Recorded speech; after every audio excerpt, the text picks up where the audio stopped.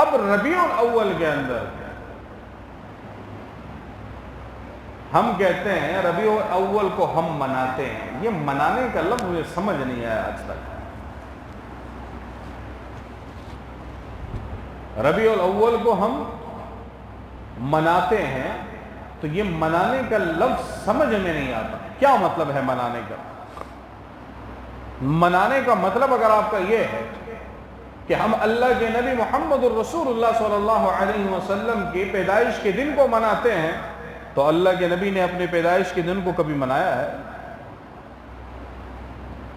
پھر ہم کہتے ہیں ہم اس میں سے صدقات اور خیرات کریں گے تو کیا اللہ کے نبی کی طرف سے کوئی تعلیم، کوئی حدیث، کوئی قرآن کے اندر آیت موجود ہے؟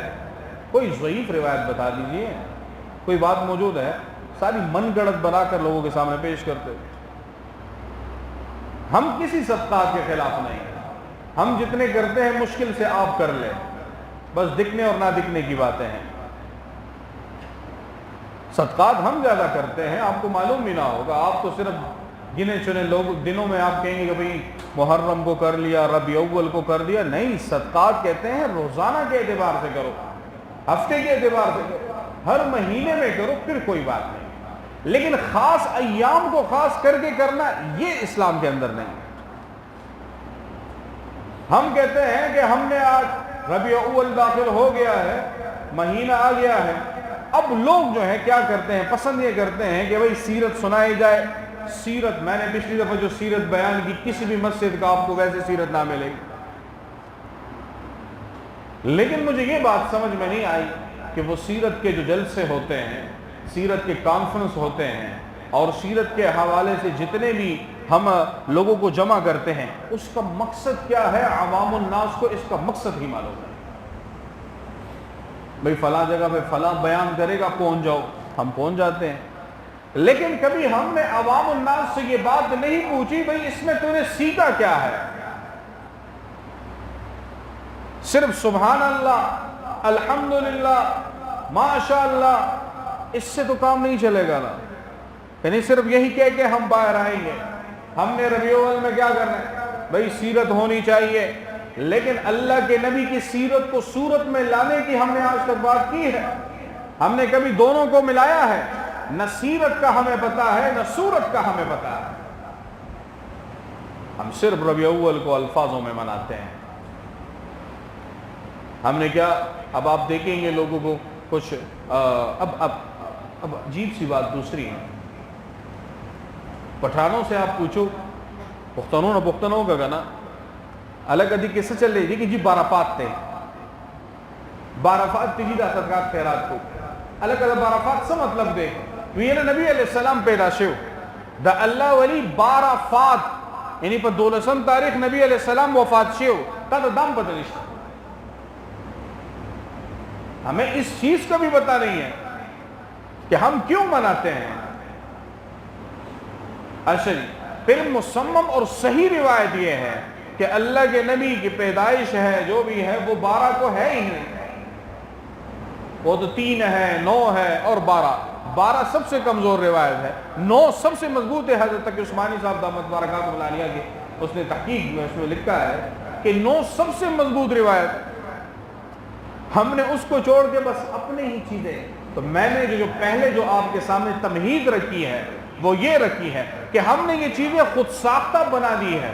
ہم کہیں گے کہ یہ دین ہے، ہمیں دین نے چمکایا ہے، ہم دین کو اب چمکانے کی صورت سوچ رہے ہیں. یہ چیزیں کریں گے تو دین اٹھے گا، وہ کرے گا. بھائی اللہ کے بندے، تمہارے اس خود ساختہ چیزوں سے دین نہیں چمکے گا. اللہ کے نبی کے حکم محمد الرسول اللہ کے تعلیمات سے چمکے گا. اچھا جی، اب ان دنوں میں ہم مسلمان بن جاتے ہیں. ماشاءاللہ بڑے مسلمان ہیں، مسلمان بن جاتے ہیں ہم. لیکن جب ربیع الاول کا مہینہ گیا ہمارا ایمان بھی گیا. تو اس کو تو نفاق کہا جاتا ہے، منافق عملی کہا جاتا ہے. اس کا عمل جو ہے وہ نفاق والا ہے، اس کا عمل منافقانہ ہے. اور یاد رکھیں یہ ان منافقوں میں شمار نہیں ہوگا کہ جس کو ہم کہیں اعتقادی منافق ہے، کافر ہے.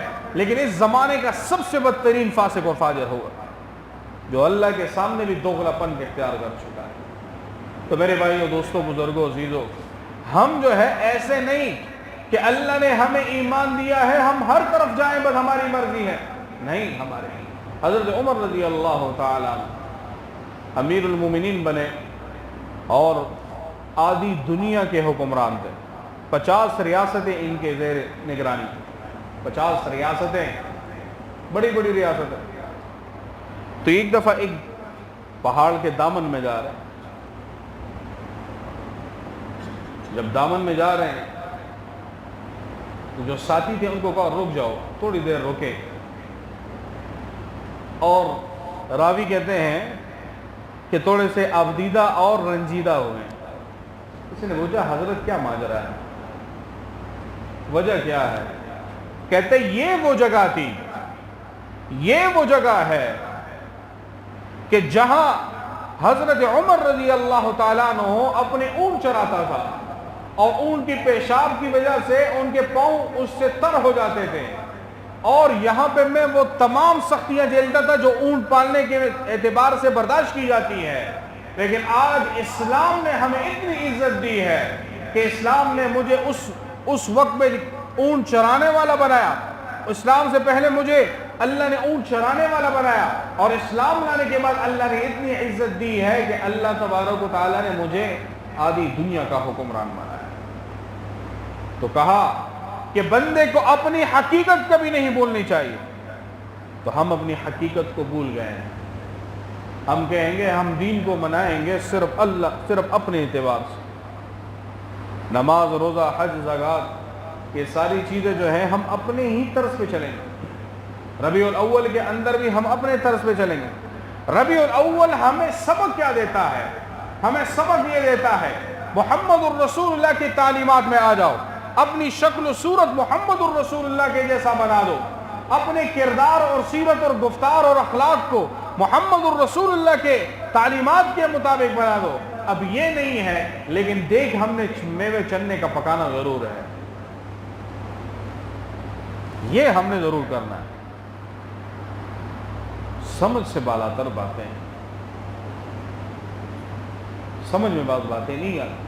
ہم یہ کر رہے ہیں، اللہ کے نبی نے پوری زندگی میں کبھی اس کے متعلق نہیں کہا. جس کے متعلق کہا وہ ہم سے دور ہے. اللہ کے نبی نے کہا نماز پڑھو، اللہ نے فرمایا اقیم الصلاۃ 400 مرتبہ. بعد میں آتا ہے کہ اس سے بھی زیادہ احادیث کے اندر اس کا ذکر ہے، اور قرآن کے اندر 70-78 جگہ پہ اس کا تاکیداً اللہ نے بیان فرمایا. لیکن فجر کی نمازی آپ کو کتنے ملیں گے؟ ہماری 1.5 صفحے 2 صفحے ہو جاتی ہے کبھی کبھار. اور جمعے کی نمازی کتنے ہیں؟ اگر ہم نے باہر صفحے ڈال لی تو انشاءاللہ وہ بھی بھر جائے گی. تینوں چت فل ہے، باہر بھی صفحے ڈالیں تو وہ بھی آپ کو فل نظر آئے گی. یہ کیا ہے؟ یہ طرز منافقانہ ہے.